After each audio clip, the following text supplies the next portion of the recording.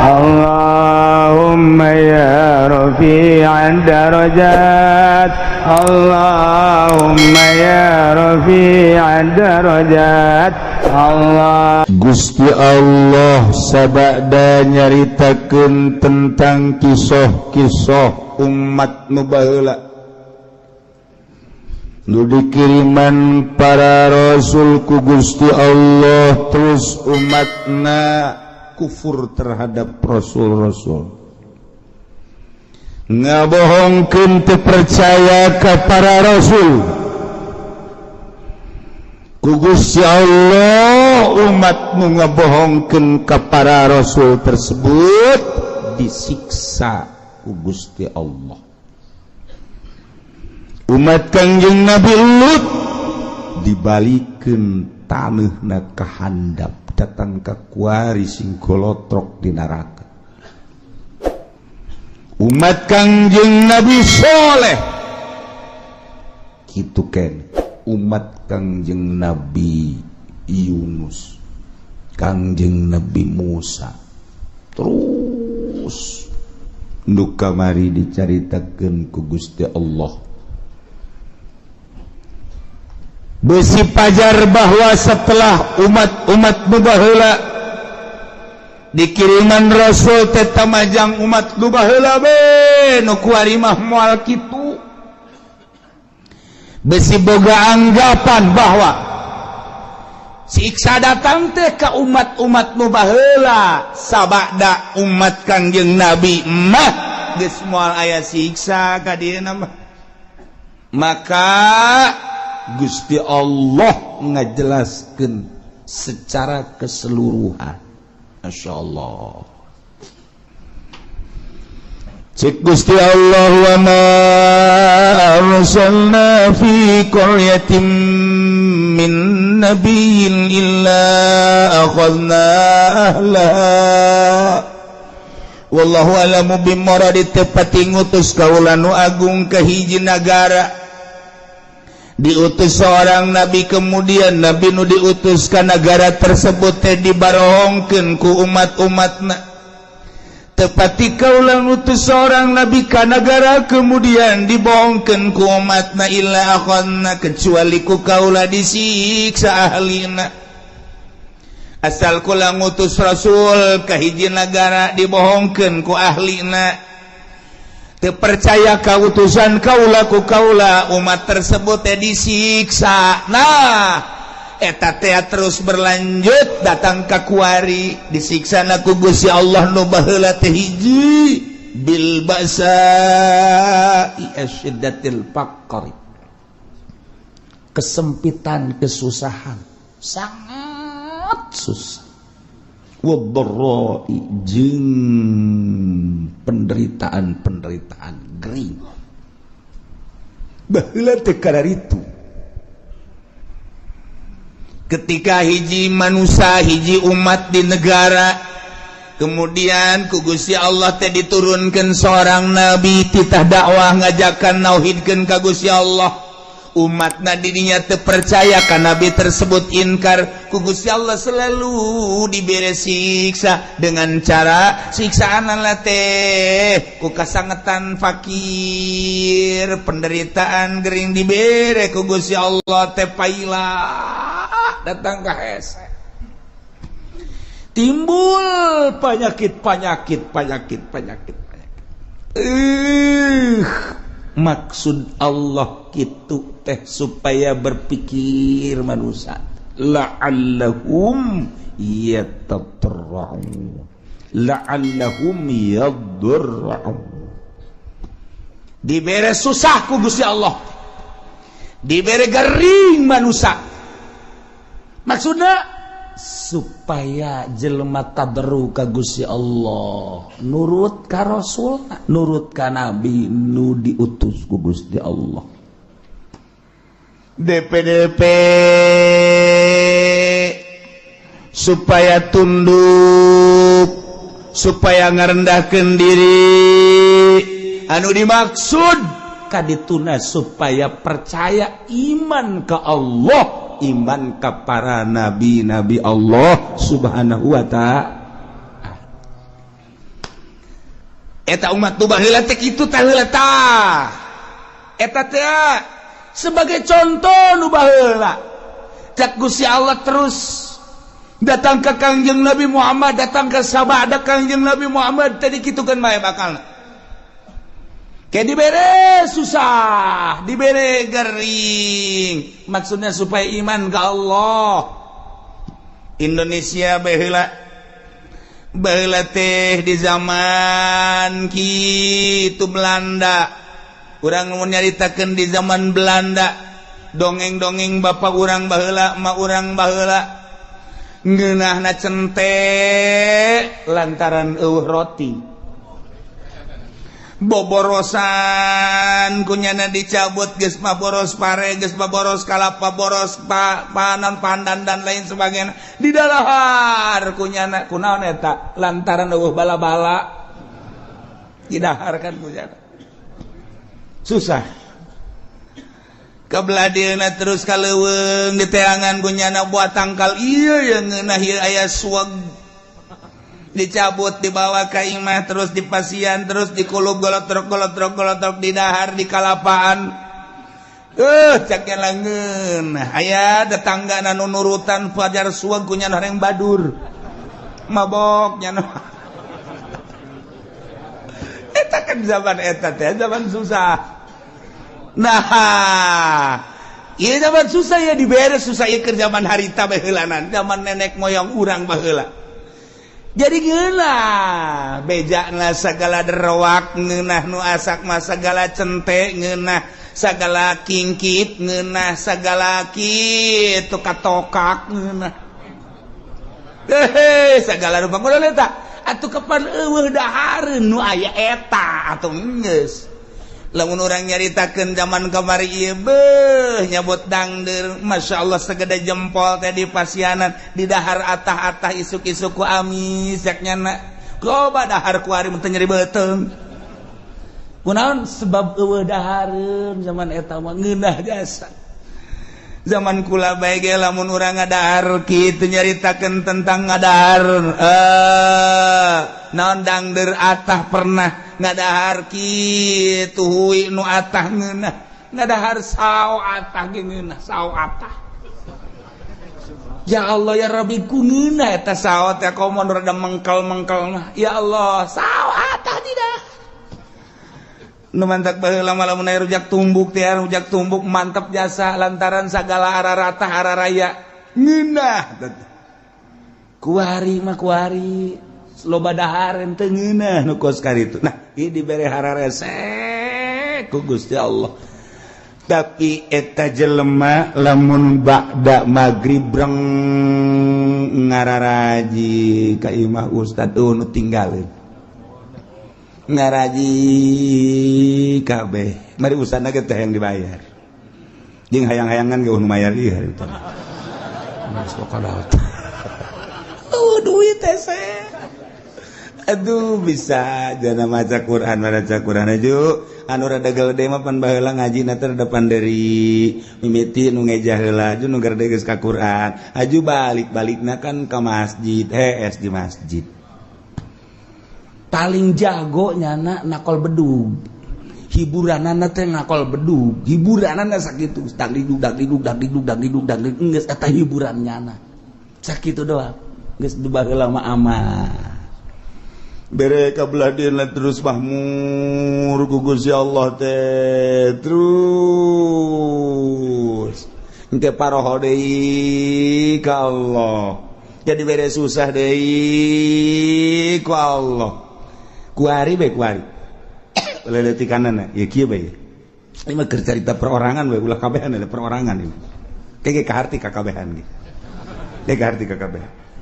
Assalamualaikum. Waalaikumsalam. Duh, Kiai, doakeun kula. Mana? Kula dek dagang Kiai, aduh boga modal supaya maju bae.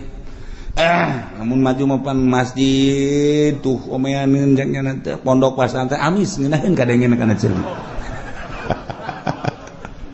Ngeunaheun nya geus pokona mah kula mendek ibadah bae.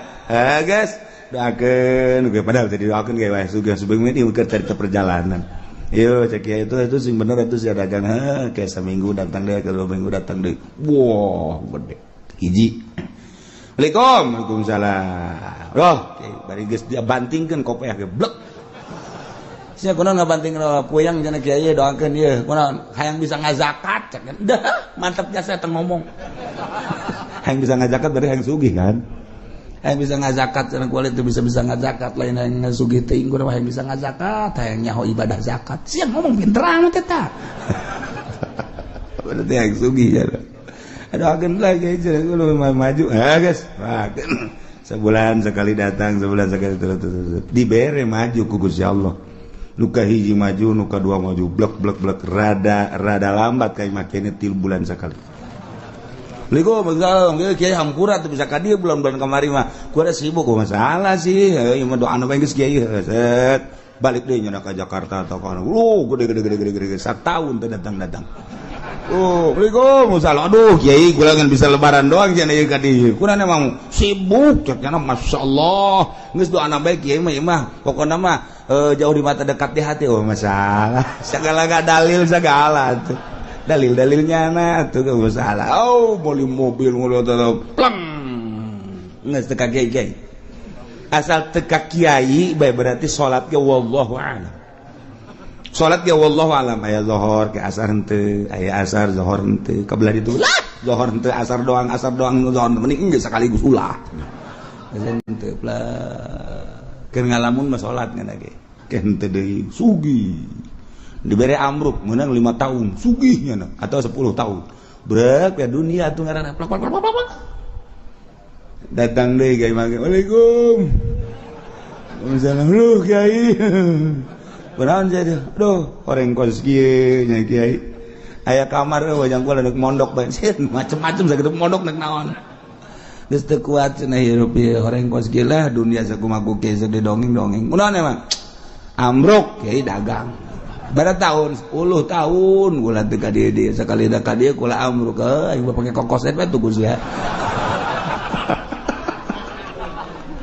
teu meunang tak kiai ngomong kos kitu teu meunang ieu keur carita doang segala kokoset segala naon tah ieu keur carita bae jelema susah datang ke kiai berarti kan carita kiai berarti nyana ngadeukeutan Allah senang po ke kiai kajian ieu mah keur carita ka kiai padahal mah hakikatna mah ngajauhan ka Allah kan tuh jauh keur susah mah jelema deukeut ka Allah keur senang mah jauh ka Allah nu matak hebat jasa jelema lamun keur loba sagala deukeut ka Allah hebat jasa carang jelema deukeut ka Allah teh mun geus kajepit geus kajepit jasa tinggal buntut tapi utak bae eta bisa kula keur carita di Bandung mun ente ka Bandung aya di dinya ngaran kitu toko Almasum nyaritakeun deui aya naon ngaranna pom bensin Almasum mushola Almasum masum Bandung loba kori aya pondok pesantren Almasum aya yayasan Almasum loba bank boga Almasum Bandung eta teh kumaha dongengna baheula ngaranna Haji Maksum eta teh keur susah jasa datanglah ka Mitoha ka Garut kees da di Mitoha doana kiai geus di Mitoha tadi dinya geus didoakeun beres Mitoha barengan nantu ngadoakeun maju ambruk deui tas baju teh teu ka imam Mitoha teu ka imam Mitoha ambruk ka imam Mitoha deui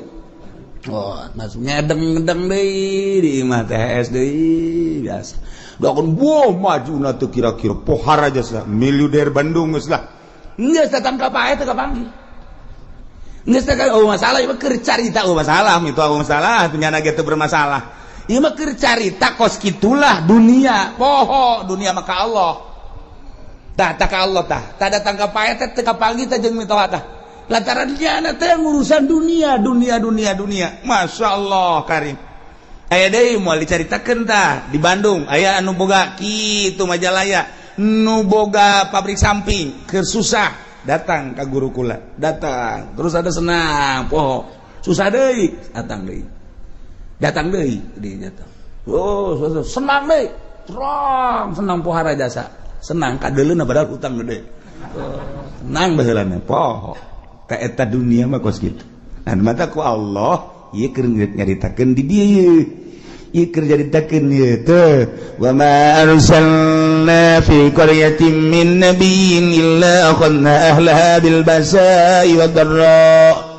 Tepati ngutus kaula ka hiji nagara diutus seorang nabi kecuali ku kaula teh disiksa ahlina nu mantak disiksa lantaran teu percayaeun ka nabina ngabohongkeun ka nabina ku Allah disiksa na teh lain di kumaha heulanan dibere kesulitan yakni kapakiran dibere kageringan gering luar biasa keur carita perorangan cara tadi keur cerita secara umum keseluruhanana anu diberenya susahnya gering ieu mah naon kitu ngaranna murag di tangga katibah tangga nya susahnya gering geus pupurian ieu mah aju diusir ku pemajikanana beak anak ngajauhan geus bae eta tah ieu dibere susah ku Allah maksudna naon supaya tadarru ka Gusti Allah la'allahum yadarra'u urang we kos kitu kesusah deket ka kiai darah ka kiai darah barang susah barang sugih henteu henteu kudu loba jelema loba di urang ge nu kosara itu teh ambalayan nu matak lamun stabil bae jelema keur susah cinta Allah geus sugih cinta Allah berarti kan nyana henteu kagoyangkeun ku lobana dunia berarti si kom hebat jarang 1000 hiji ge henteu asal naik bae mulai geus kamari mah bisa tamat Quran sabulan sakali ku ari mah Quran ngan di deuleu doang Ekir kamari mah rada susah teh ya bisa babarengan jeung babaturan barang ku ari sugih geus teu bisa babarengan jeung babaturan kamari ieu mah keur rada susah teh ya bisa seserian barang sugih mah tuh geus teu bisa ku ari mah sibuk Bandung teh Surabaya teh Singapura teh Jakarta teh eta teh kos karari itu tah engke poho ninggalkeun setik kan itu urang bae ku ari lah moal ke salat sunah lah mimiti teh salat sunah terus kabelah dia na ke mabadiah bae lah cuma qobliyah jeung badiah henteu kabelah ditu mah bisa-bisa teu salat kabelah itu bisa teu salat tak eta kos karari itu tak eta teh teguran ti Gusti Allah nah bangsa Indonesia cek Gusti Allah loba teuing sa Indonesia mah hei 10 Jawa bateuing saprovinsi Jawa Barat gede teh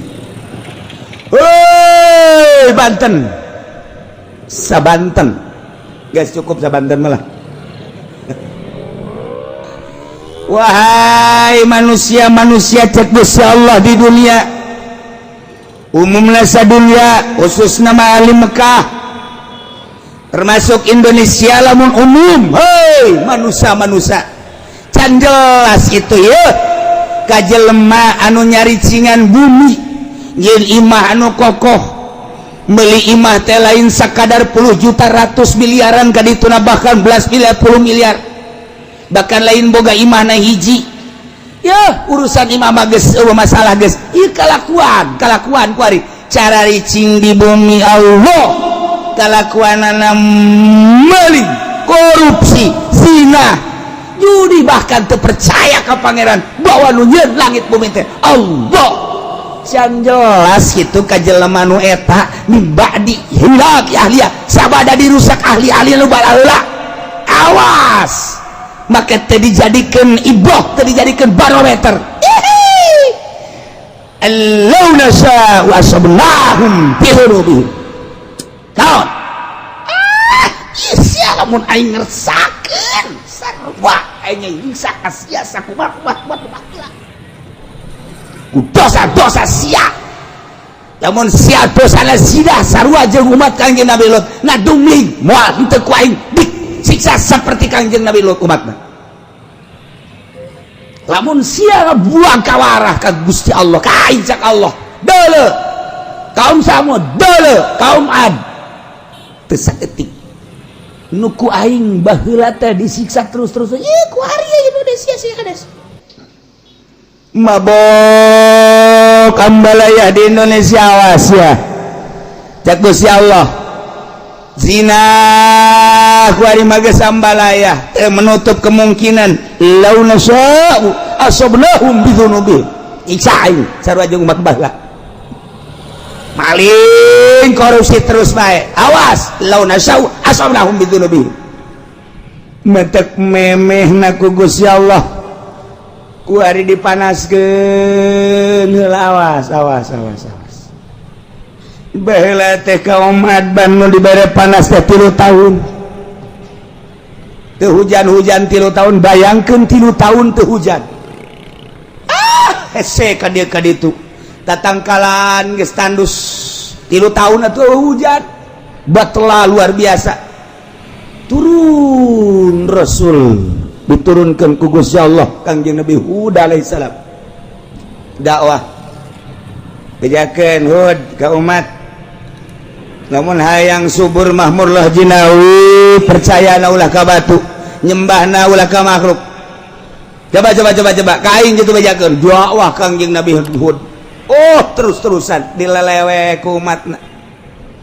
terus bae dilelewe saeutik pisanmu iman ka Kangjeng Nabi Hud panas makin menjadi-jadi diutus salah seorang ka Baitullah datang ka ditu ka Baitullah nu kamari didongengkeun teh ayalah kiriman teh mega mendung wah bararunga majar teh bakal hujan ternyata angin ngeglebuk angin muter sabada Kangjeng Nabi Hud jeung pengikutna titah keluar eta kapan siksa cek Allah tuh jadikeun barometer awas di Indonesia geus sabaraha bulan urang dibere panas hujan di mana-mana guludugan jeung kilatan samarukna hujan bener beureun geus dihitung ku ari di nagara geus beak sabaraha puluh miliar ieu ganyeun hujan teh nyararaho urang mah asal hujan seuri padahal mah ieu teh geus total sabaraha miliar beakna lamun teu dihujankeun urang teh ku ari panasna ambual pohara luar menyengat cirina cek ahli palak mah angin heula kilat teh guludug teh ieu mah hujan kilat angin sabarukan kumaha awas lamun nang tangan ka Gusti Allah bisa jadi berkepanjangan ieu panas Tangerang geus kekurangan cai pasokan air anu bakal ka Jakarta teh anu geus ka Jakarta ditutup lantaran untuk wilayah Tangerang ge kekurangan Serang geus kekurangan cai ku ari mah kamari ieu rong Purwakarta di Purwakarta geus batela kurang cai Karawang ge lamun teu ngandalkeun Jatiluhur mah geus eueuh cai Allah maha kawasan ke kumaha meureun ke sanajan aya Jatiluhur wallahu alam ngan tetep bae urang ngadoa mah tetep ngadoa bae ngan ieu disiksa mah babari jasa teu puguh teu karu sadane macet siksa teh Allah da kumaha coba ieu terus urang ka Jawa Tengah ka ditu kurang moga informasi di Yogyakarta geus parah jasa eueuh cai tapi iya orang masih kene leha-leha kene zina nu mabok pemerintah korupsi terus baik nang tangan Allah awas berkepanjangan iya kena tegur ku Gusti Allah awas mendak lobakeun lah istighfar ka Gusti Allah subhanahu wa ta'ala awalam yahdi apakah can jelas lilladzina yarithuna lado ka jelema nu nyicingan bumi ieu nu mantak Gusti Allah teh make bahasana yarisunal ardo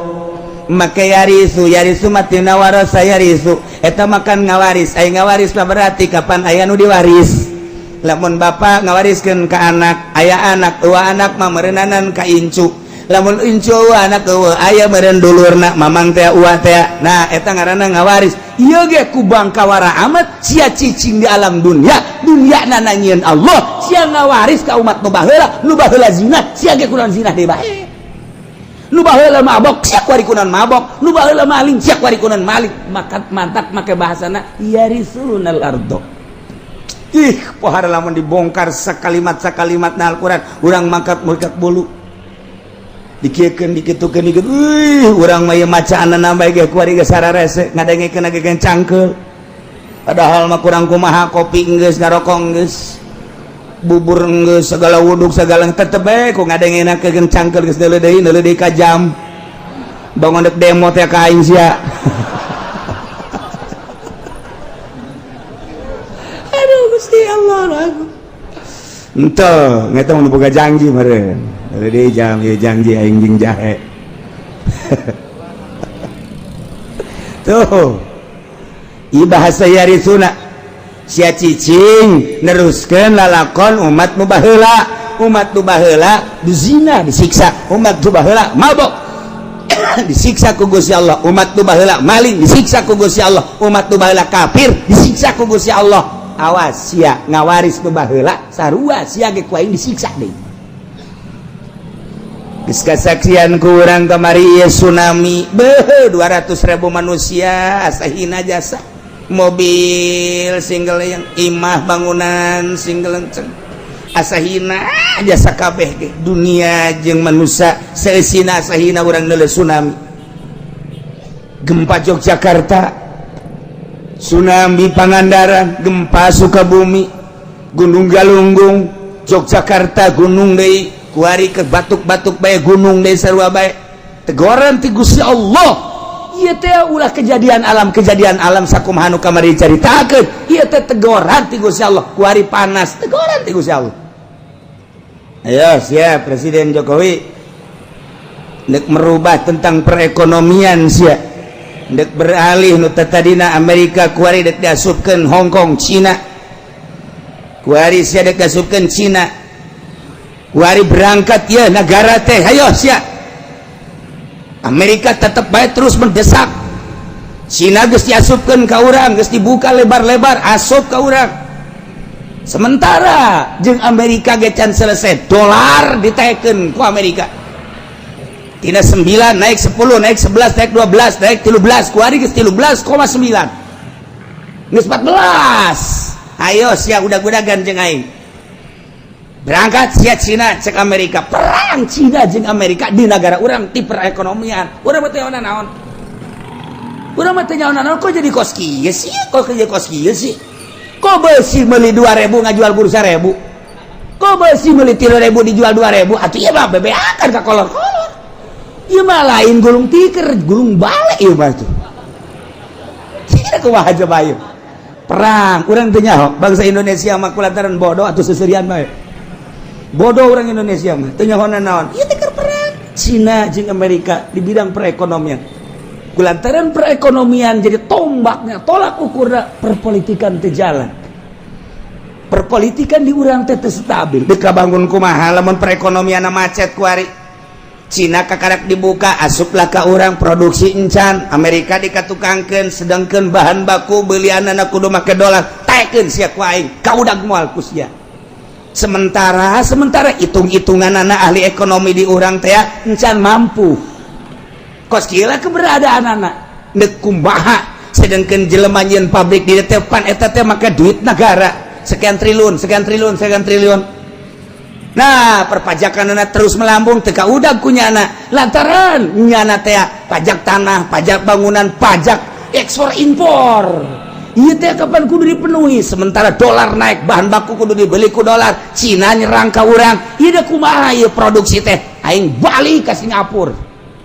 teh saeutik anu boga karyawan 8.000 nyasa tinggal 2.000 nu boga karyawan 20.000 nyasa tinggal 5.000 tinggal bangsa Indonesia nu teu nyaon kieu amat sih dek demo ka mana pelindung di urang mah demo teh urang demo ka DPR lagi keur puyeng aing boro-boro siap aing ge sarua bae ieu nah ieulah keberadaan Indonesia seperti kieu nah hakikatna menang Allah keur dicoba heulanan urang mencarita hakikat syariatna aturanana Jokowi nu boga kuari keur diresapel kumaha perbaiki hayo coba menteri poh ieu ganti itu bakal gitu-gitu kene nemandak Habibie ngomong terpuruk sepanjang sejarah Indonesia perekonomian saat ini lain cek aing cek Habibie kamari Habibie datang ka dia kumaha nah ieu keur carita keberadaan negara kemudian panas sakallah ayo sia dek jeung aing udag-udagan sia ayo sia dek ngaluhurkeun pertanian Jawa Timur akan ditingkatkan pertanian Jawa Tengah Jawa Barat dek dipersiapkan di Palembang di Medan di berbagai daerah pokoknya dek ditingkatkan pertanian sebab naon perekonomian bakal macet kunya geus ka itu ieu perekonomian industri bakal macet sebab moal kaudag melalui dolar ditaikkan ku Amerika. Hayo hayang nyaho udag-udagan perang Cina jeung Amerika. Asal Cina naik perang. Lamun Cina terus memaksa dolar bakal 15. Lamun Cina terus baik ku Indonesia dibere diketeruskan naik 16.000. Jadi dari kumaha eta mah perang nyana. Ayo cek Amerika. Je, pas gitulah perang. Beda deui jeung perang di Irak, lain deui di Irak mah. Ai di Irak mah Saddam Hussein teh je. Deuleu sejarah, cek Saddam Hussein menyaing teu mampu sih kok transaksi make kitu. Hilang dolar bae. Ku ini ditaikeun Islam teh. Dolar ku ari teu bisa transaksi di Irak. Meuli minyak kudu make dinar, meuli minyak kudu make dirham. Uang Irak. Iran gitu kayaknya sepakat. Bingung kalah Amerika. Sakedeung nyeun lah nyana perkumpulan ieu mah lamun diteruskeun bakalna negara Islam di mana-mana. Bakal terulang kembali wali sanga zaman kitu Raden Patah dengan Saddam Hussein. Islam akan tinggi. Urang mah teh nyaho minyak dengan sakitu perang perekonomian. Nah, dijadikan biologi padahal di Irak teh ngan omongan Amerika teh dihajar ku Amerika sorangan moal kuat Irak, dihajar ku dua anjing Iris moal kuat, dihajar jeung Prancis moal kuat, nyeulah multinasional hajar Saddam Hussein sebab urang bahaya ka dituna bisa-bisa Islam naik deui. Islam nu mantak merudah sadunya kamari mah tanpa aya nu nita spontan. Tuh lamun dibuka sejarahna kos gitu. Kuari di Indonesia geus tamah geus carita Irak tamah geus beres tamah geus. Beres geusan tamang geus. Geusan heulana. Kuari urang mah carita Jokowi. Presiden urang eta kajen kumaha ge. Perang Amerika jeung Cina. Hayo udag-udagan sia. Kau bisa teh sia. Ketika Cina terus yen naik jeung uang Cina naik yaitu dan non garang Amerika masih kene siap naik deui dolar. Mual kuat kajen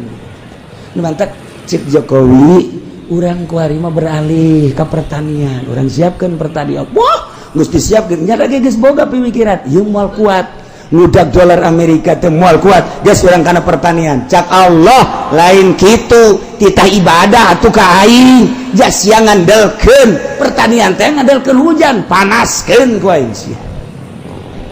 Lain titah ibadah nangal udag-udagan. Bejakeun para ulama nu sekeliling mengelilingi Jokowi kita ibadah ka Gusti Allah kitu masyarakat ulah udag-udagan yang ka kawasan Allah lamun dipanaskeun panas anu luar biasa deuleu India deuleu Pakistan brek parah di tropis tinggal tropis Allah maha segala-galana awalam yahdi apakah teu jelas ka jelema anu seakan-akan mempusakai bumi cicing teh nyana jadi warisan dianggap pusaka bisukna cicing imah-imah sanunahna bae sabada dirusak ahlina nu baheula encan jelas Allahuna sya'u lamun teh mah kaula ngersakeun asobnahum kaula ge bakal ngeunaan ka manehna siksa ku sebab dosa-dosa nawas wa natba'u ala qulubihim fahum la yasma'un kaula nu agung teh geus ngelak geus ngecap geus nyeplok kana hate-hatena jelema nu berheula manan manehanna teu iman teh manan manehanna teu percaya aju ku kaula disiksa hajunya nanah teu daekeun ngadenge kana piwuruk-piwuruk si mata daburin ngan sakadar didengekeun dipikir henteu sakadar ngadengekeun dilaksanakeun henteu akhirna jadi guguyon siksa ku aitah jelema-jelema nu baraheula teh nu mantak disiksa teh teu percaya ka ing hatena ku aing geus dicap diceplok distempel geus moal iman kulantaran buang kawarah jasa teu menutup kemungkinan anu ngawariskeun taneuh nu baraheula di urang zaman Bung Karno Masya Allah menyatus desa Bang sampai Merauke. Bung Karno menyatukan umat musyawarah jeung para penggede jeung para inohong tokoh-tokoh masyarakat berbagai lapisanana politikus ekonomi jeung ahli agamana Kiai diajak musyawarah, yuk urang nyatu nya hiji dari Sabang sampai Merauke istimewana Bung Karno. Tapi ku hari berpecah belah. Ku hari ge kapan geus hampir memaksakeun sebenarnya per provinsi. Kulantaran naon asah teu kagero ku hari. Lamun Aceh ku hari geus memecahkeun diri, Papua geus hayang misahkeun diri. Kemudian Banten ge Banten selenting-selentinganan geus hayang misahkeun diri. Kulantaran naon eta? Teu kagero permasalahan naon. Teu kagero geus dijieun otonomi daerah ku ari mah tuh.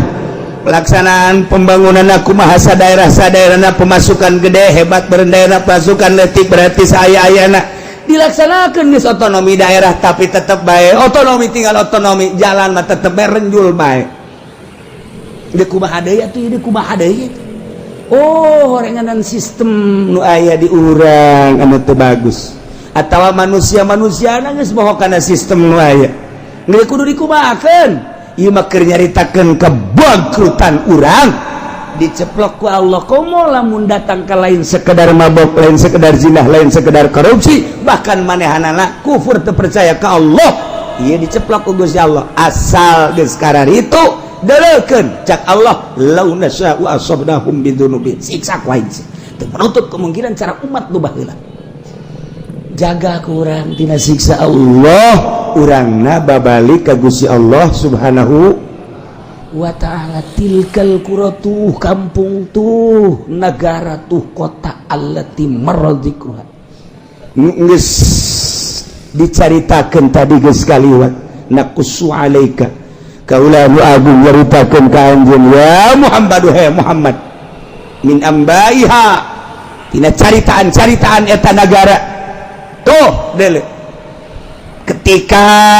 di Irak bangkawarah manusia setelah Kangjeng Nabi Adam turun di India kemudian anak baranakan Kangjeng Nabi Adam teh kemudian tas Kangjeng Nabi Adam Kangjeng Nabi Idris di Irak dilanjutkan ku Kangjeng Nabi Nuh alaihis. Tilkal quratuh kampung Irak tuh negara Irak utara. Di situlah Kangjeng Nabi Nuh dilahirkan, didinya lah Kangjeng Nabi Nuh dakwah di tengah-tengah masyarakat anu luar biasa biadabna. Didinya maling, didinya zina, saha nu gagah, saha nu menang tu percaya bahwa langit bumi nangieun Allah. Kangjeng Nabi Nuh diutus kita iman ke Allah disangsarikeun 950 tahun Kangjeng Nabi Nuh umurna 1000 tahun 950 tahun eueuh nu iman eta dakwah.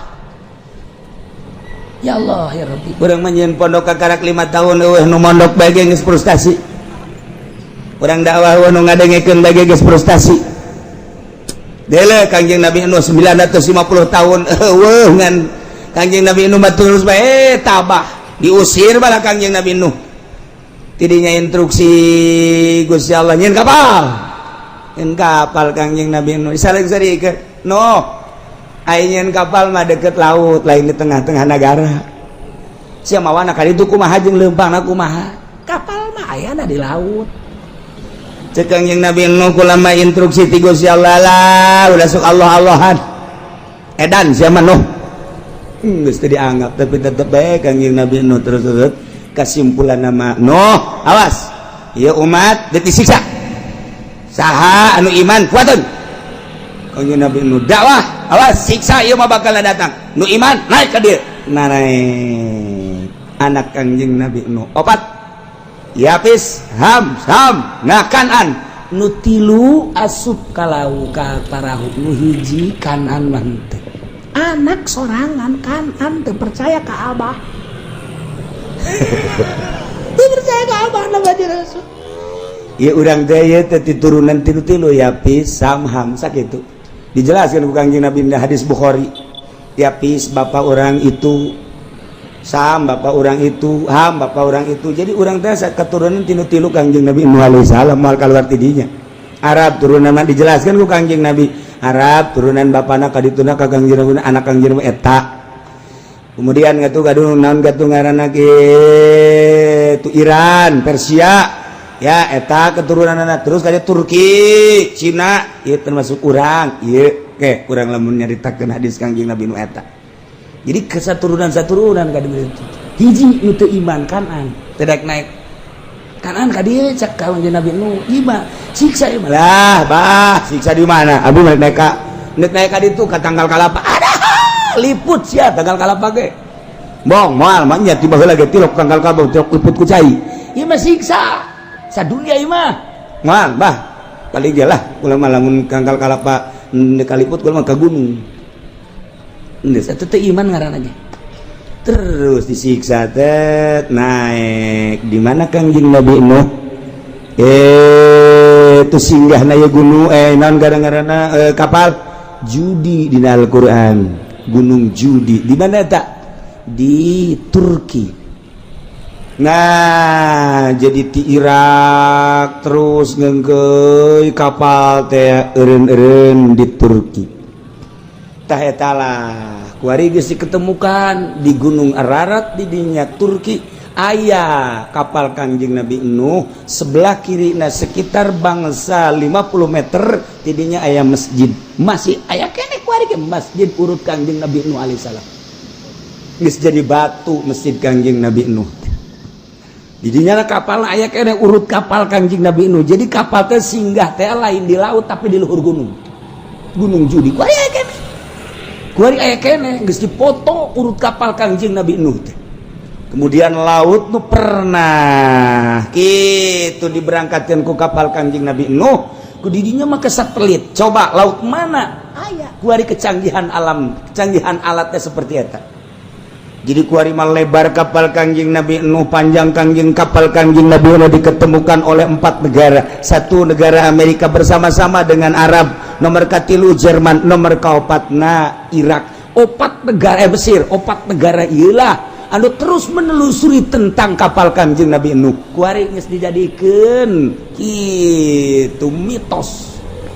Geus dijadikeun kuari aya kapal Kangjeng Nabi Nuh, masjidna aya urut Kangjeng Nabi Nuh singgah di luhur gunung. Masyaallah.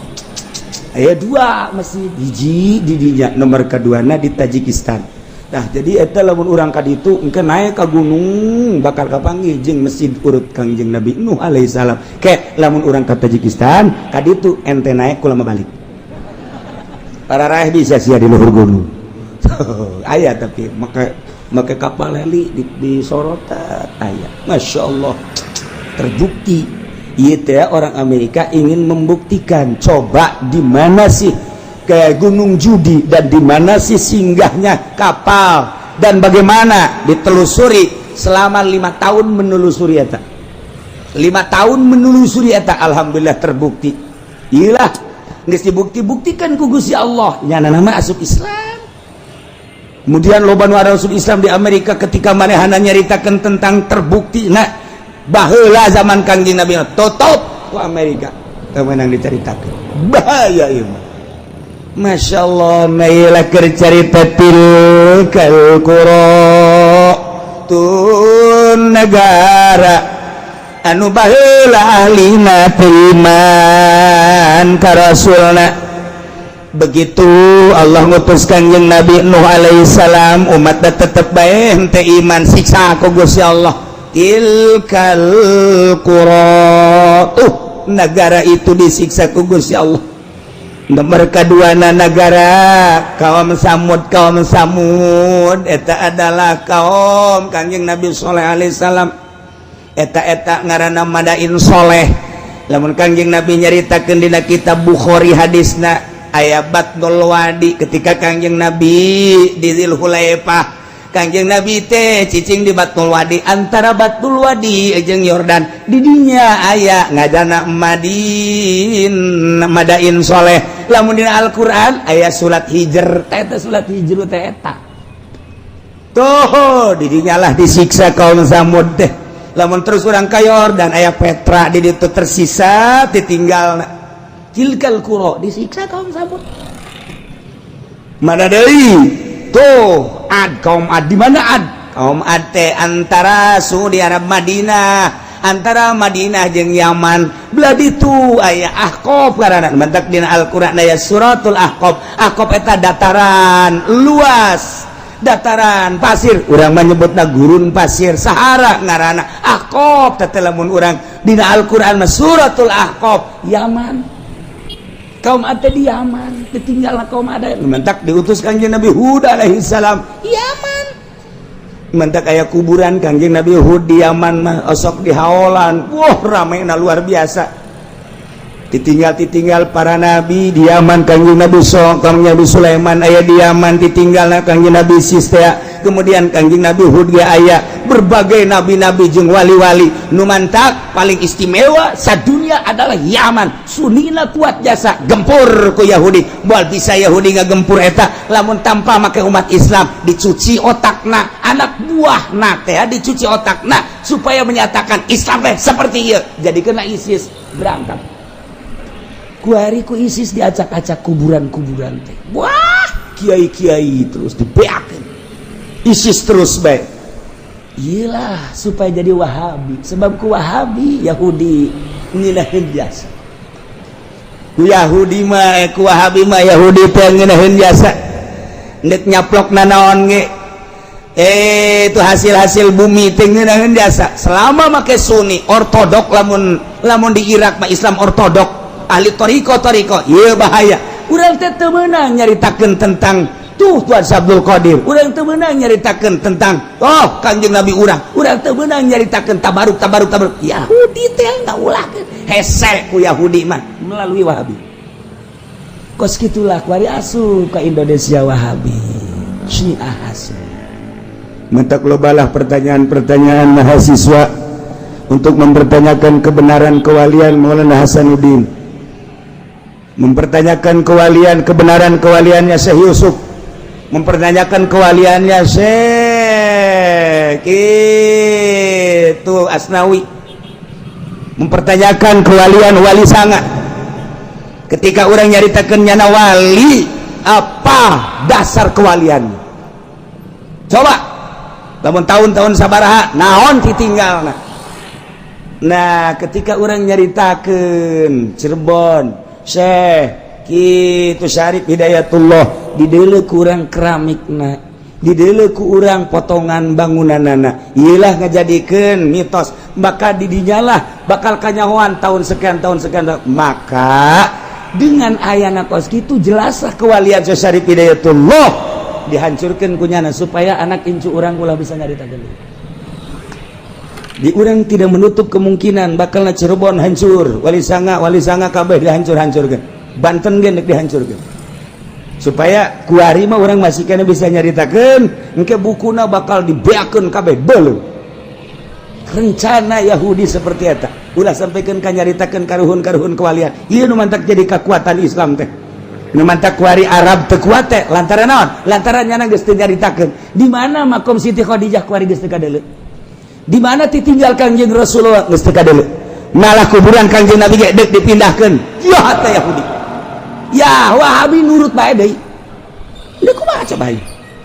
nah mantap kuari digempur memeh Mekah jeung Madinah Kangjeng Nabi nu bakal diacak-acak engke Yaman heula sebab di Yaman lah loba ditinggal ahli sunnah wal jamaah nabi-nabi Irak geus hancur kuari Yaman dihancurkeun engke terus tas Yaman bejana ka Indonesia moncongna geus dikieukeun di Australia moncong geus dikieukeun tepat Cikupa geus diukur kunyana dikacikupakeun bae ka janceukna aya citra aya anu ngabisiki coba cenah ka puri ulah puri mah eueuh teh puri mah aman eueuh nu zina nu mabok eueuh di dinya mah aya ge anu eta doang ngesian 50 tak iya di urang teh geus di berbagai sektor di luhur geus dia siku Wahabi pun hayang nyaho di kepemimpinan Jokowi iyalah kadeuleu rapuhna nu mantak dipaksakeun lah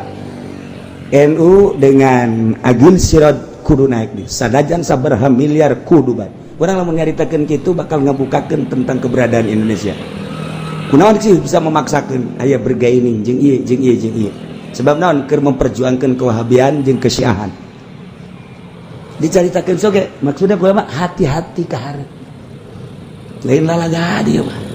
terus dipaksakan padahal mah NU mah lain kos kitu kuduna atuh tipe NU mah lain kos kitu kudu tawadu kuari ge tawadu ngan tawaduna kuari mah tawarna duit jadi lain tawadu asli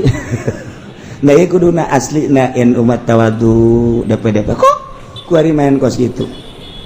lain sekedar lain nyaritakeun tentang keaiban NU tetapi keberadaan NU seperti etalah dipaksakeun kajen kumaha ge sebab naon aya nu diperjuangkeun di tubuh pemerintahan supaya sunni ieu rusak dihancurkeun lalaunan wow leuwih jeli ahli-ahli Allah mantap kabeh blut pigideg bae tapi babi nu saja anu nyarahun gide kumaha kaharepna ai kula mangan sakadar lah atuh nyaritakeun keberadaan bos ge bae sakadar supaya nyaho bae abeh urang hati-hati anak urang pesantren-pesantrenkeun si gade abeh engke tetep bae kuat perang masalah geus wih cenah kieu perang masalah dia perang paeh teh perang paeh dia ulah kitu cenah kieu kula can kawin-kawin heula sia deula saya mikiran kitu bae sih mikiran hulu nu leutik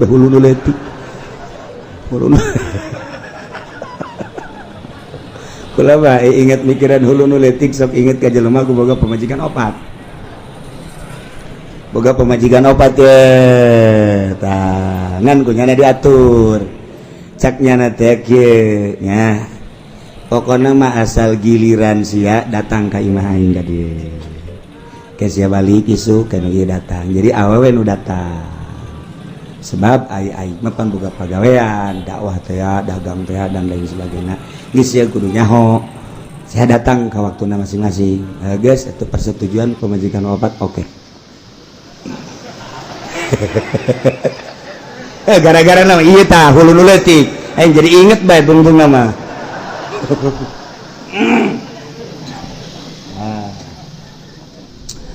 di situ baringanna barang peting teh pada nu datang ieu peting ieu ya. Udah di telepon ge teu datang. Geus kajeun lah peting ieu teu datang. Peting kadua giliran nu anu biasana nu kadua ieu. Teu datang deui bae. Sial aing spargel kitu datang cek nya teh. Nu katilu ge teu datang deui bae. Ah, majikan nu kaopat bebereun datang ieu teu datang deui bae. Masya Allah cek nya si kunaon kieu teh. Opatna baru datang hiji-hiji aja salarial jasa aja langsung nyono pas aya nu ngariung di lembur eta nu ngariung kebeneran nyana titah nyambut nyana dulur-dulur sadaya geus esi nyambut na manusia ngan nyana nyelipkeun urusan nyana itu biasa tanya ki pudol emang kitu penceramah nyata nyelapkeun urusan nyana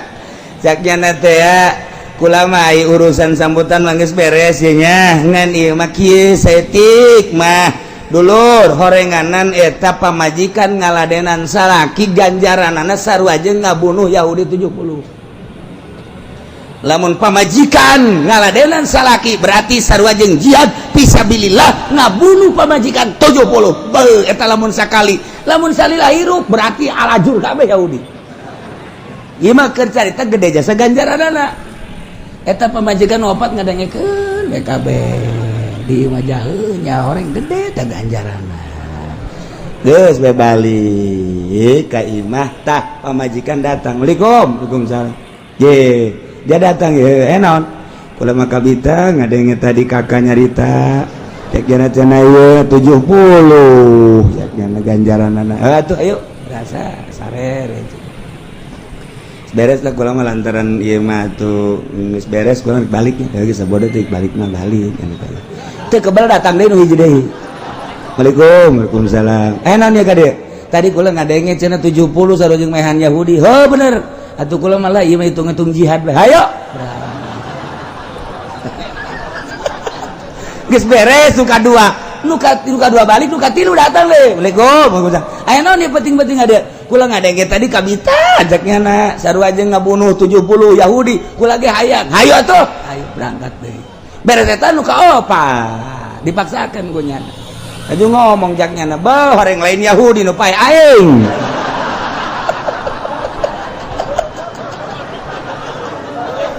tuh gara-gara nu leutik inget bae kadinya. Aduh jagian lain Yahudi nu modar aing isu ka rumah sakit teh.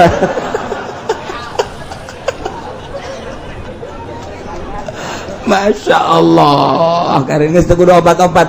hiji bae urang nu teratur ngan lamun hiji kurang ya dua lah masalah lah gitu. Ngan nu teratur rasa penting dihijikeun gitu atuh teu mah modarnya na tuh. Masya Allah tilkal qura itu negara-negara nu tadi dicaritakeun teh aku kaula dicaritakeun ka anjeun Muhammad tina caritaan-caritaan ahlina itu tadi Kangjeng Nabi Nuh, kemudian itu Kangjeng Nabi Soleh, kemudian Kangjeng Nabi Hud, umat tadi siksa Al-Aqab. Nah etalah Kangjeng Nabi Lut Yordan terus ke belah itu orang endek gitu kemana ke arah gitu Palestina didinya antara Yordan jeung Palestina didinya teh naik kadinya tah eta teh aya tanah anu dibalikeun ku Gusti Allah handap jadi luhur-luhur jadi handap tandus hideung kuari ge teu bisa didatangan panas nu dipager ku negara Yordan. Eta Kangjeng Nabi umat Kangjeng Nabi Lut umatna siksa mantap Kangjeng Nabi Lut na disalamatkeun ku Gusti Allah ti Yordan teh tinggal lompat ka Palestina salamat Kangjeng Nabi Lut ngan pamajikanana korban tuh lamun urang nyaritakeun tentang hidayah Kangjeng Nabi Nuh anakna teu iman Kangjeng Nabi Lut pamajikan teu iman Kangjeng Nabi urang mamangna teu iman Kangjeng Nabi Ibrahim bapana sorangan teu iman ya Allah ya Rabb mahal hidayah tilkal qura negara-negara nu tadi dicaritakeun Muhammad ku kaula dicaritakeun ka anjeun tina caritaan-caritaan tentang ahlina anu bangkawarah teu nurut ka Rasul siksa teu menutup kemungkinan umat setelah eta ge mun teu nurut ka aturan-aturan Rasulullah disiksa Indonesia geus sabaraha kali disiksa nu tadina Jawa nu tadina Banten jeung Sumatera ngahiji kuari jadi pisah lantaran Gunung Merapi jadilah Selat Sunda di dinya teh eta teh siksa terus datang ka dieu ka maut tsunami teh anu mun kurang kuari eta teh siksa Masya Allah kan geus sabaraha ieu urang jutaan manusia nu tersiksa kok teu dijadikeun parameter teu dijadikan ibrah si ku urang teh apakah can jelas gitu umat nu baheula disiksa tanjakeun ku ari nu Batak Tasikmalaya Galunggung disiksa tanjakeun kunaon eta kredit ditanyakeun kredit eta ahli-ahli kredit teh urang dinya urang kitu rancapaku terus urang kadinya kredit nu mantak eta kamari ieu kitu Padang eta Padang teh dibelebeskeun ku Gusti Allah datang ka kuari wallahu alam kumaha gunung nimpah negara eta datang ka kuari sabaraha ribu manusia kunaon eta tanyakeun Padang emang kumaha kitu Padang ya Allah ya Rabbi eta nu mantak Aceh disunamikeun di Aceh kunaon ganja anu luar biasa dikirim ke unggal negara lewat Merak lewat Singapura dan lain ganja datang ka kuari nu ngaran ganja di non gitu ngaranna di dinya di Aceh jadi sorangan Masya Allah nu mantap kuari urang lamun dahar di Padang sing hade ngeunah keberesna tunduh eta teh make ganja eta lina lawar jadi persediaan biasa jadi makanan biasa orang di Padang di Aceh di ditu mah urang mun namu ka Aceh lamun urang teu ngarti ka agama ketika masak di ganjaan nikmat di daharna teu kebal PS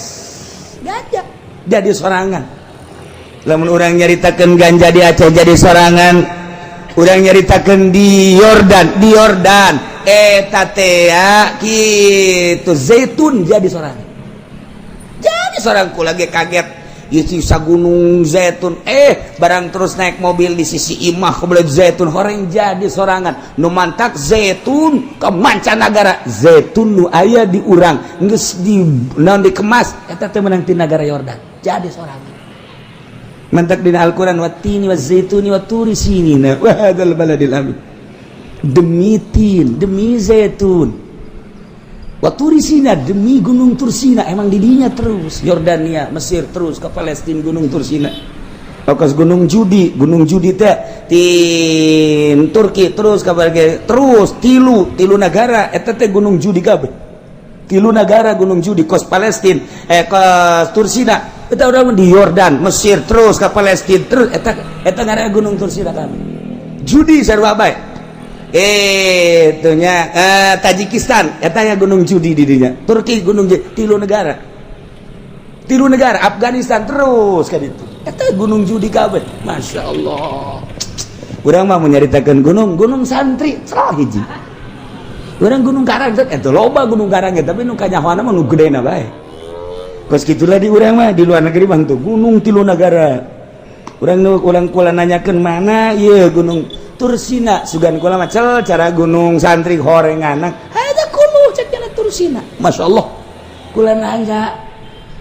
nanya tak kagaibna ieu mana gunung Tursina, gunung Tursina cekna ada kuno Tursina kabeh. Tursina teh di dieu datang Yordania, Mesir, terus ka ditu Palestina, ada kuno Tursina. Oh cek kula teh ieu mah aing lain etan aing ditanyakeun gae urut Kanjeng Nabi Musa mana, gerib cekna sakedeung deui pas sakedeung deui hees. Geus deukeut kan lantaran penting dibejakeun tah ieu ceritakeun gunanya ieu lah gunung urut Kanjeng Nabi Musa. Atuh mun urang turun bisa kan teu cek nya teh jahat di dieu loba garong ulah atuh lah peuting kebenaran lewat karinya peuting ngan neuleu doang ieu dibejakeun gunanya ieu lah gunung Tursina urut Kanjeng Nabi Musa ngan lamun peuting henteu ngajamin keamananana sebab daerah dia jahat-jahat kene. Paingan aya polisi, setiap mobil aya polisi dikawal ku polisi. Masya Allah, horenganan kejahatan luar biasa. Tilkal qura, tuh negara-negara ieu keur carita negara-negara anu ku Gusti Allah dicaritakeun ka Kanjeng Nabi urang anu diturunan rasul-rasul. Urang mah jauh teuing, urang nyaritakeun negara urang bae tuh Aceh jadikeun ku maneh contoh, tuh Tasikmalaya jadikeun contoh, tuh kitu Sukabumi jadikeun contoh, tuh Padang jadikeun contoh, kade ulah datang tai goyang tuh Yogyakarta. Ieu mah satu larangan ke Kangjeng Nabi ketika Kangjeng Nabi dakwah terus nu dibere dakwahna ngahina,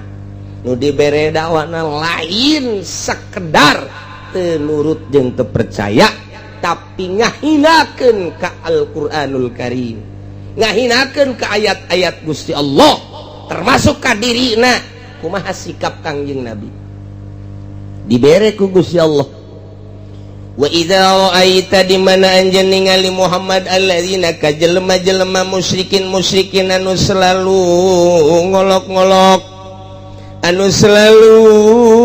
ngaheureuy-heureuy ngahina-hina ka ayat Quran. Eta Kangjeng Nabi teh diinstruksikeun ku Gusti Allah fa'arid anhum, ngabalir ti dinya Muhammad, ulah cicing di dinya wala tujalisu, tinggalkan berarti. Masya Allah, Kangjeng Nabi teh diu kadinya di kerumunan manusia. Kemudian Kangjeng Nabi nangtung cek Kangjeng Nabi, wahai saudara-saudara sekampung senegara, kaulah ia adalah Rasul Allah, utusan Allah untuk menyampaikan bahwa Tuhan itu adalah satu. Alladzi khalaqas samawati wal ardh wa ja'ala zulumati wan nur. Kubata cekaon teh lah mad aing asal kapanggih jeung sia bae kitu bae nyaritakeun Quran bae lah sia mad aing mah teu percaya jasa Quran teh mah buatan sia sihir tah mah eta teh ngahinakeun ka Al-Qur'an. Ulah diteruskeun mad, ulah diteruskeun cak Gusti Allah Muhammad fa'adid anhum, tinggalkan mual beres sama hatta yaqudu fi hadisin gaih, sehingga manehanana nyaritakeun caritaan nu lain ngolok-ngolok, lain istihza terhadap Al-Qur'an. Urang ye kita nyontot tah, urang cicing di lembur ngajakan ke masyarakat dulur urang ibadah ka Gusti Allah jamal kebal hirup ulah dipakai ngadu kotok bae hirupnya gitu kan, ulah sok main cimplong bae nya. Kuari mah main cimplong mah geus teu usim. Kuari mah maningan ge main kasino bae. Aju kula sit mun menang iki ondot mah goblok mah kieu Golkar kajen kumaha ge. Ninggalkeun main anu leutik ditah anu gede tolol. Ulah sok ngadu kotok ngadu embe bae. Tolol kos gitu. Aduh. Tak iya mah. Kiai tah, cerita kos gitu tah. Loba omong sakeun sumut siap aing setan. Ye, jakna mah aing jawara sapoe meureun, lain jawara sapoe aing. Kabeh geus nyahoan boro-boro manusia kotok geus nyahoan aing jawara. Tuh meureun we sok dikekelek ulah loba omong. Kumaha tah kiai? Ulah hajeuje, emang ngadu kekuatan. Emang aing geus kebal di Bogor. Dagang salak tapi aing. Ulah aju kos gitu. Oh,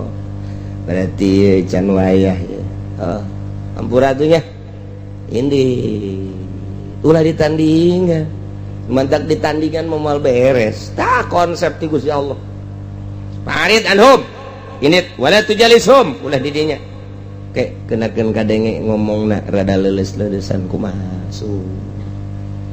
Gitu jadi konsep ti Gusti Allah ulah dipaksakeun ulah dipaksakeun. Jelema keur mabok, goblok sia mabok bae. Ya, haram sia. Atunya nah udang aing ge nyaho eta teh haram. Kunaon teh sia diteureum we? Je, atuh urusan aing ieu mah. Urusan sia mah ka ditu ibadah jujung kelan. Engke sia ka sorga aing ka neraka geus suruh mah aing bae. Je, Allah teh pan nyieun dua, nyieun sorga jang sia saja. Neraka jang aing atuh keur mabok gimana? Keur mabok ieu aja aju babagi ceknya nama nu bapak kolotnya na meureun. Tuh keur mabok mah ulah kos kitu. Malah mah diusapan sing kunaon sia? Mabok naon ieu? Mabok mensen, ulah mensen ke mah. Pod kabir hijikeun. Emang ngeuna mama ge geus baheula. Tolol mama na tuh. Jeng minum nu kitu mangke ulah sok diinuman bae nginum cai teh gade yang cager bugu ya. Minum. Aduh, di mana sih mabokna? Itu di sis kamling, bos kamling. Jeung satu sih mabok. Kebetulan saha anu tek teh. Itu masih anak aing. Iya sih juga anak aing ye goblok. Emang geus kebel anak bapak mah goblok. Ditolol sia mah ngerembel bae. Ate emang sarua tololna. Ji goblok tolol. Kata kelalauna. Nu mabok teh lalauna. Geus beres. Cager nya terus. Sik kamari mabok. Waduh, geus sabaraha kebal sia mabok teh. Kebal oge cek nya. Aju sia. Nu kumaha teh kita ku satu aya nu nitahna Allah nitah teu ento Allah mah cak Allah haram apa halal haram nya nyawa tuh sia sia kunaon mabok bae ngai kurang didakwahan dalauna deh sia teh si mana bangun puyeungeunna judi menang teh eleh sering elehan bae jarang menang sekali eleh aya 700 kali mah tapi akan cegana aja terus bae nah ya kena imah dek digadekeun gadekeun abek jeung pamajikan sia kabeh sia itu nyaho bawa main haram nyaho main haram aju atuh aya urusan haram mah hukum main mah pagawean kula cegana usaha kula di dinya cegana sia ku tolol-tolol teuing atuh lalaunan lamun je sia main da teh nyawa teh haram je kiai naon urusan anak tuh atuh kiai mah ngaji bae sih istiqomah atuh pinterannya anak ngomong emang jawara teh palinter gitu ngomong lebo MZ mah eleh punya nama tuh MZ eleh murang ngadekeun jawara kula sok ngadekeun we jawara-jawara teh sok ngomongna pohara jasa ngadalil biasa ngadalil inget ka Gus Dur bae horeng soang Oang ya gitu kebal teh nyok mereka handap orang nyocok urang Jawa teh kos gitu dia harus mau tak tik tak aja baik aya duit leuwih tolol tuh coba teh. Nah lalaunan konsep ti Gusti Allah langsung ketika Kangjeng Nabi dakwah kemudian kaumna mencaci maki Al-Qur'anul Karim bahkan mencaci maki ka Kangjeng Nabi besi engke keserangan Kangjeng Nabi aya nafsu Muhammad cak Gusti Allah fa'arid anhum tinggalkan nah ieu ka Kangjeng Nabi khususna umumna ka urang tinggalkeun geus teangan nudaikeun bae heula dia anu nuduhkeun mah lain urang sebagai kiai nabi gitu bisaeun wali komo Allah anu mere hidayah mah urang mangan sakadar jembatan ulah dipaksakeun engke huru-hara lalauna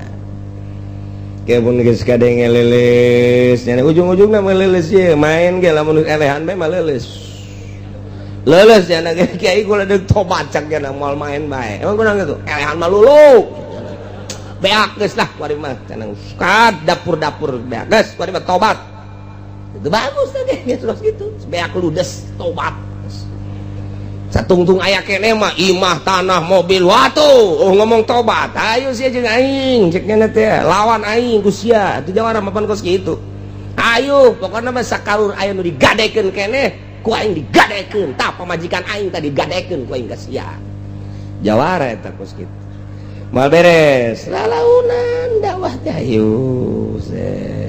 maksudna lalaunan teh nu daekeun ketika nya mencaci maki mundur ulah dilawan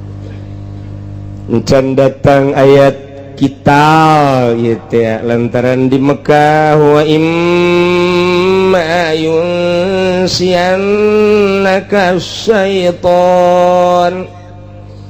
dina ilmu bilagah mah aya huruf anu sangat diperhitungkeun ialah 3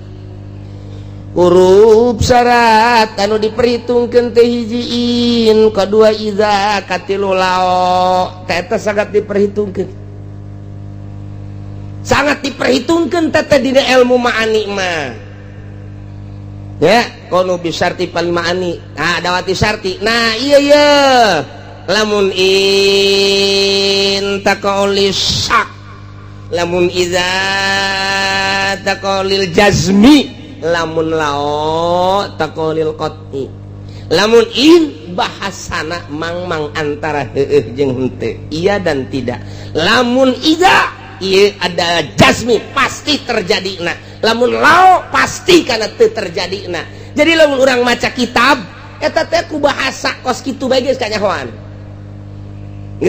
tah rumus-rumusna in ieu mang antara henteu antara iya dan tidak lamun iza pasti ngan istiqbal mantap ngaji amil teh urang keur narkibnya ho iza zarfun lima istaqbilu minaz zaman lima dikhafidun isati wa mansubun ila wajhi jazaihi eta keur narkibat teh nyaho kaler kidul geus pokona nyaho ti guru kos kitu bae geus tilok di pikiran aju ngawurukeun deui ge ka iza zarfun istaqbilu minaz zaman nyaho khafidun isati lamun ditanya mah eta naon artina ulah ngomong sia aing ge ti guru kos kitu teu nyaho artina atuh terus bae tang geus kolot ge kumaha teu nyaho artina ieu geus bae kos kitu tapi ketika urang dok we ngaji ilmu ma'ani oh nu baheula keur nartib teh ka harti iza zarfun lima yastaqbilu min zamanil madkhafidun li syartihi wa mansubun li jawabihi wa jazaihi atuh teh ngaji budak leutik jata mengaji amil horeng nu makena mah kiai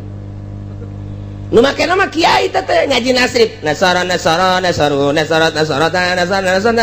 budak leutik nu makena mah kiai eta ngaji lamun teu make nasara dek numat ka mana tetep ngaji nama ngaji budak leutik nu makena mah abuya mama nukan atuh nu mau dia mah tah ieu geus ieu zarfullah eta lao eta teh lao asli mah keur carita asli hakiki nah eta lao medakeun kana qoti pasti kana teu terjadina lojitani akramtuka namun sia datang ka aing ku aing dimulyakeun pasti kana teu terjadi kemuliaana sebab datangna ge moal jadi pasti teh bahasa lao kos kitu tapi lamun ida jitani pakeun tuga lamun sia datang ka aing pasti ngamuliakeunana pasti terjadi ikram lantaran datang lagi pasti. Jadi geus aya tah rumus-rumusna lamun jitani mun sia datang ka aing tuh pan bahasa Sunda mah lamun bae. Jikalau bae. Jikalau, ida jikalau, lau jikalau. Atuh jikalau bae teh udah ke Betawi maka ditu. Tapi lamun bahasa Arab lain rumus tah eta urang ngaji heula kana johar maknun kablah dituna kudu zaman bakal kapanggih fali ma'ani adawatis syarti Ige wa imma yunsiyannaka syaiton lumantak dijelaskan ku para mufassirin tentang ayat mun kapanggih jeung in eta teh anakalana terjadi anakalana henteu tinggal ditingali bae keberadaan ieu kelanjutanana model kiwari imma in eta teh ditendenan mazaidah maksudna deuk naukidan kana sakna berarti di dieu teh maedakeun kana heueuh jeung henteu ngan ditaukidan ku ma zaidah kana henteuna gedena lantaran ma zaidah napi zaidah nah kana henteuna ieu teh kunaon nu mantap kana henteu lantaran Kangjeng Nabi mapan maksum ku Gusti Allah teh dijaga diriksa moal kudu kagoda ku setan pan ieu teh deuk jaritakeun godaan setan Muhammad wa imma yunsianaka lamun beng mohokeun nyaan ka anjeun asyaitonu setan berarti Kangjeng Nabi teh digoda ku setan sanajan dakwahna teh didengekeun sanajan dakwahna teh diolok-olok sanajan dakwahna teh dicaci maki sanajan dakwahna Quran teh ya dihina tapi Kangjeng Nabi teu irad teu ninggalkeun tempat teu ngabalieur teu lempang teu ninggalkeun tetep aja cicing di dinya berarti Kangjeng Nabi teh eta teh panitah setan teu mungkin maknya Kangjeng Nabi teh ditundukkeun ku setan mah sumpan Kangjeng mah kecuali urang mah bener jasa ditundukkeun ku setan perhitunganana ka dieu setan ka itu juri Kangjeng Nabi mah moal masuk mantap moal ieu ya tuh kok aya bahasa kieu ieu teh jang contohin urang mah pasti digoda ku setan andai kata penerus Kangjeng Nabi dakwah kemudian kagoda ku setan nu titah ditinggalkeun endahan dilawan ku urang endahan diuk bae urang di dinya kumaha nu mentek fala taqud ba'da zikra atuh ulah cicing sabada ingat mah ketika urang cicing di dinya eta teh ajakan setan barang urang inget ulah haju terus bae di dinya babarengan ma'al qaumil zalimin ulah dibarengan kaum nu zalimin setelah urang inget tinggalkeun setelah urang sadar tinggalkeun teh kiai poho digoda ku setan tatadina magahan riyad takrib sapinah nikmat jasa ku ari datang babaturanana sia magahan kos kitu mah angel kaboga pansa yo jeung aing naon tuh ayo bae geus jeung aing tuturkeun nek naon tuh di ditu loba tuh keur mejeuna pembebasan urang milu nyaloan lumayan engke babagi aing ge kamari teu boga motor ku ari boga sagi bae jeung aing ieu magahan ngaji atuh magahan ngaji kos kitu mah iraha kana boga engke geus beres pembebasan magahan ngaji deui heuh nya atuh tah setan mah teu kadeuleu keur nyanding di si eta ayo tuh ayo biasana isuk-isuk nongkrong ieu mah teh jang terenya ling semamat teh kiai cak murid dan di kamana nya eta kiainya ngariung meureun koreng di sawah keur ngukur sawah batu ieu kiai keur jadi calo kuari apeng-apengan kiai mah satung salila jadi calo ge jana di mushola ngalamun ieu ya aing kunaon kos kieu nya ngalamun nya jadi calo ge duit can meunang haju aing acak-acakan ieu hirup aing tapi waya diajak mah hayu deui mungkin mah nya keur sadar mah kieu bari mushola teh biasa bae ngagereneng bae nya naon anu bisa ku nya sok dibaca di mushola teh ai keur salat teh beres cek babaturan geus beri dah sayu berangkat deui kieu blon teh da loba tadi lembur urang kieu kos gitu kan loba kan sebahasa urang bae sebutkeun kiamat sugro atuh nah ieu mah geus beres kuari nyaloan geus 10 tahun kuari sadar geus tinggalkeun teh babaturan zalim kos kitu tinggalkeun geus bala takut ma'al qaumil zalimin kudu bisa berani orang hayang aing kudu ngarejeung jeung si eta hancur aduh aing kalakuan aing jadi kos kieu tinggalkeun berani urang teh ulah borangan ninggalkeun jelema teh berani lantaran ngagugulung nafsu mah moal beres ngagugulung nafsu mah ti jongklok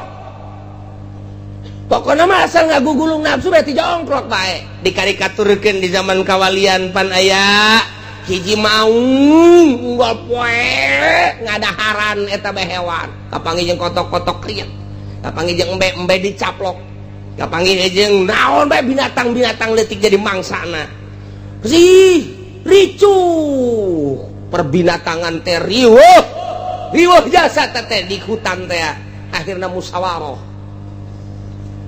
binatang-binatang musyawarah akbar dipimpin ku gajah lantaran gajah ge jadi mangsa singa. Coba saudara-saudara sehewan segajah lantaran aya singa jahat jasa urang jadi mangsa teh nu gede teh nu leutik di arahan bae boro-boro ka maneh kotok bebek soang embe ja aing ge pohara jasa jadi mangsa singa aing keur hees dicaplok kunyana aduh mimiti buntut heula aju suku geus teu beres bae singa ieu nah untuk kelanjutan daulat ieu kumaha ieu urang coba ngayakeun permusawarahan urang bentuk organisasi nya silakeun coba kumaha saha engke nu bakal jadi presidenna saha nu bakal jadi wakilna saha nu bakal jadi MPR-na untuk naon kitu ngaranna menumbangkan seorang singa nu jahat urang reformasi kebelah dituna lamun teh revolusi geus urang siapkeun pokona mah geus tangtungkeun engke Oma Irama jadi presiden wakilna Mansur S menteri sosialna Elpi Sukaesih ujianna Indonesia goyang kabeh kuari bae kuari SBY presiden ieu camat geus gararoyang ibu camat gararoyang kabeh joget atuh komo engke mun rajana jadi presiden asalna kiai ge ditambai goyang sia kiai bingkisan ge bakal gitar bangsa kacamat-camat teh dibingkisin ku presiden Oma Irama bangsa gitar bangsa ustad mah kecrek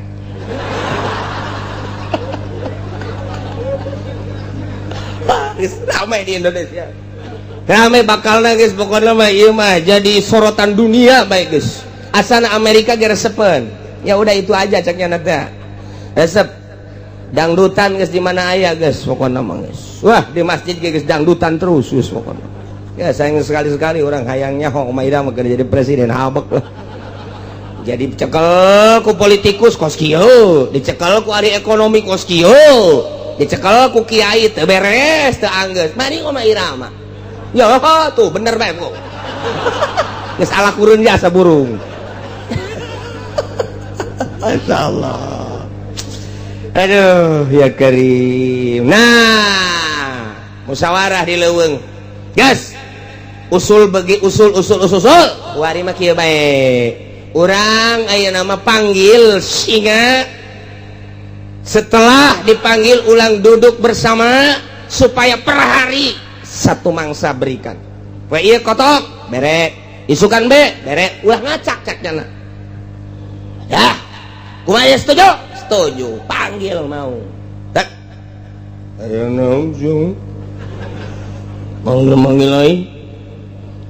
kieu mau ieu pan nagara urang maju atuh pan kudu dicekal ku urang maju mundur na negara teh kapan kumaha urang ku ayana sakitu ieu kami resah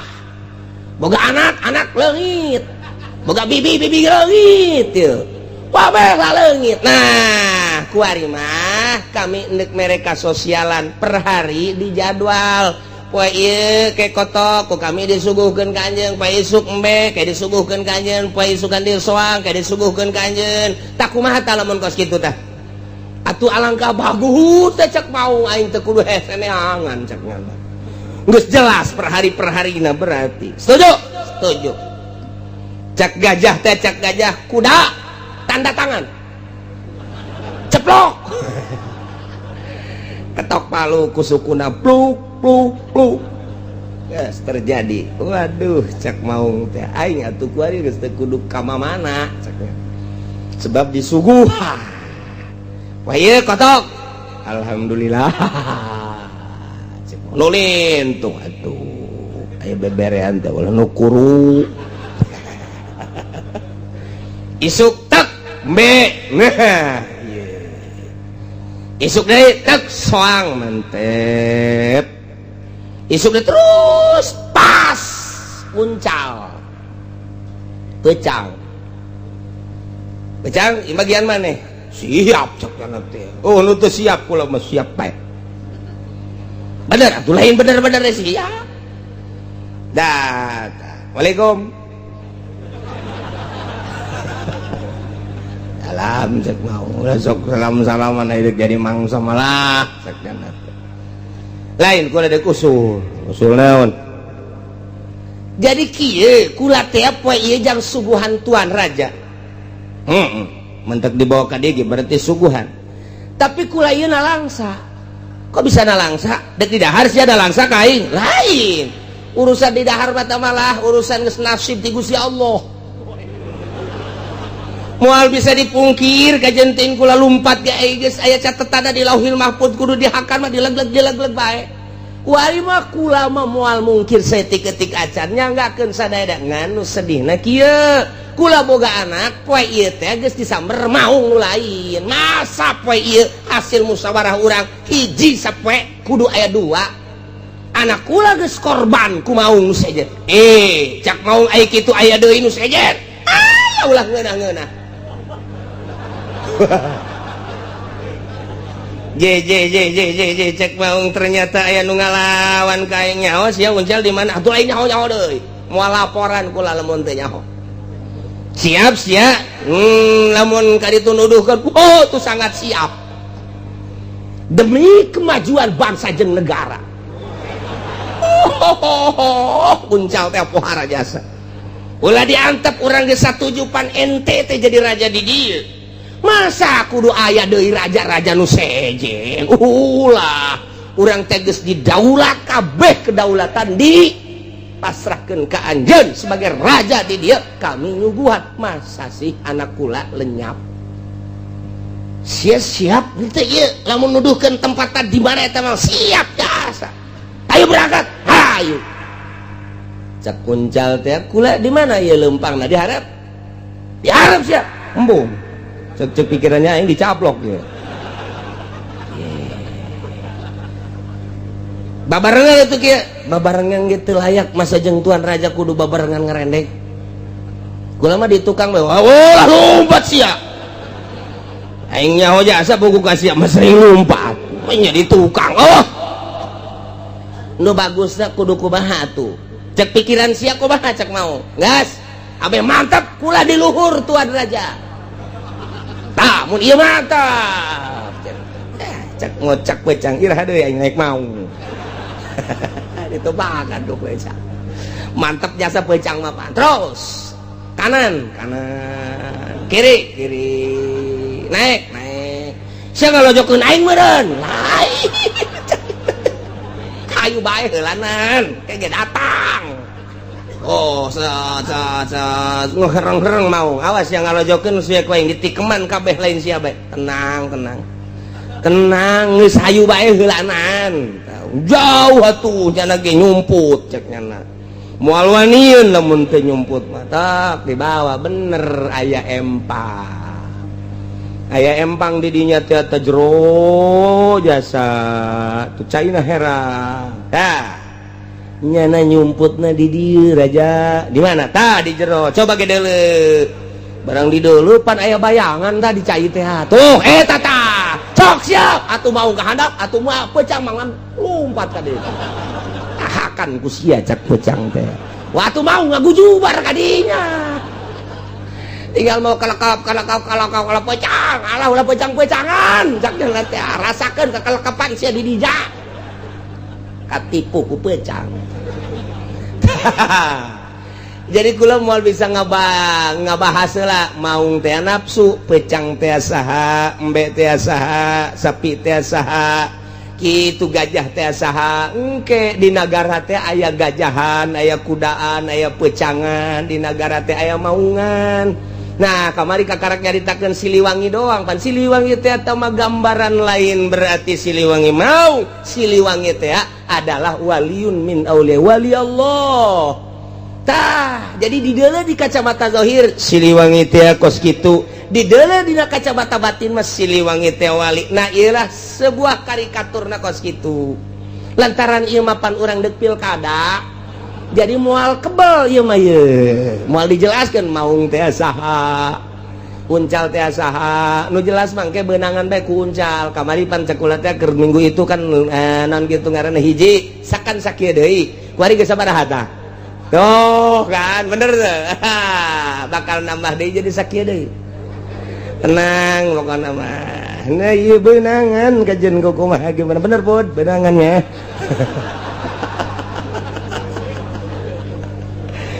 Masya Allah tuh tinggal uncal bae ngarokok bae nyana kapanggih kumbe uncal si hirup keneh oh tuh tenang aing teh lain pensiarnya jadi mangsa apa iya aja kemana tuh tuh raja na modar nu bener sih ya iya cek mete bari bunga teh tuh urang bebeja tuh kagak aja bebeja ka ditu geus aing mah di dieu bae keur ngarokok ngirahin jasa ye bejakeun ku sia raja modar gitu ajung kalau mun modar diganti teh ku sa jenggot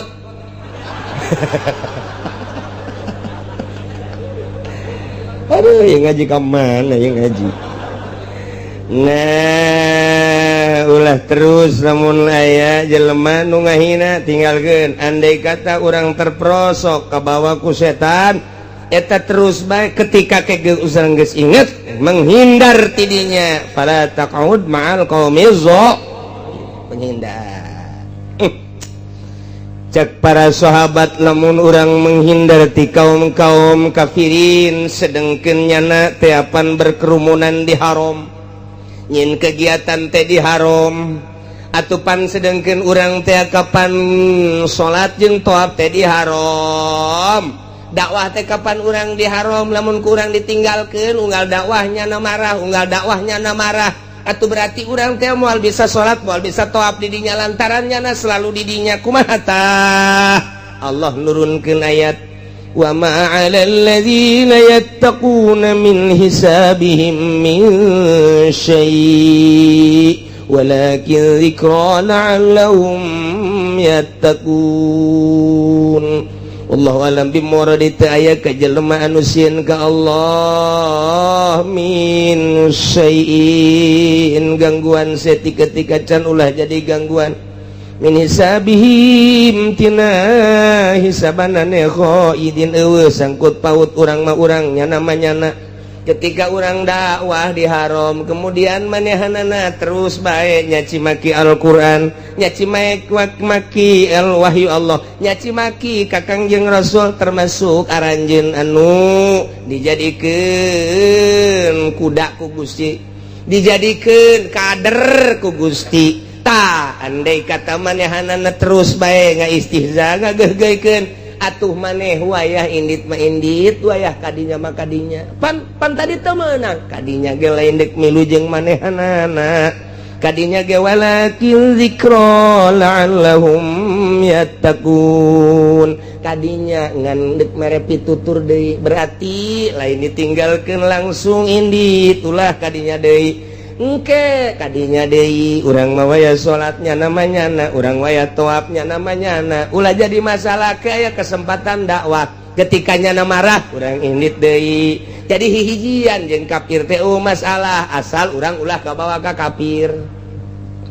nu mantap ieu dipake dakwah dipake dalil ieu ku ahli Allah urang ngahiji jeung kafir masalah asal urangna ulah kabawa ku kafir kafirna kena kabawa ku urang kasingkat nama andai kata urang kudu dakwah di gereja silakan asup ka gereja asal motif asup ka gerejana dakwah cara Gus Dur asup ka kelenteng haram urang lamun urang endek milu ka kelenteng tetapi orang kudu dakwah di kelenteng atuh silakan bae Gus Dur asup ka kelenteng Gus Dur asup ka gereja ieu tah nu dijadikeun dalilna wa ma 'alal ladzina yattaquna min hisabihim min syai' walakin dzikra la'allahum yattaqun atuh hijian sote lamun urang babawakan kunya na ulah dakwah urang teh dicaci maki ulah ketika urang dititah dakwah maka dinya memang harus kudu kadinya nah atuh silahkeun dakwah di pasar ai memang kudu di pasar mangga dakwah kudu di kelenteng ai kudu di kelenteng mah mangga dakwah kudu di gereja ai kudu di gereja mah mangga nu mantak ge lamun urang jadi presiden kemudian urang na aya jiwa dakwah di mana bae urang euteup dakwah bae silahkeun bae batur geus macem-macem menilai atuh sakadar menilai batur mah menilai penilaian lu asli hanya Allah Subhanahu wa taala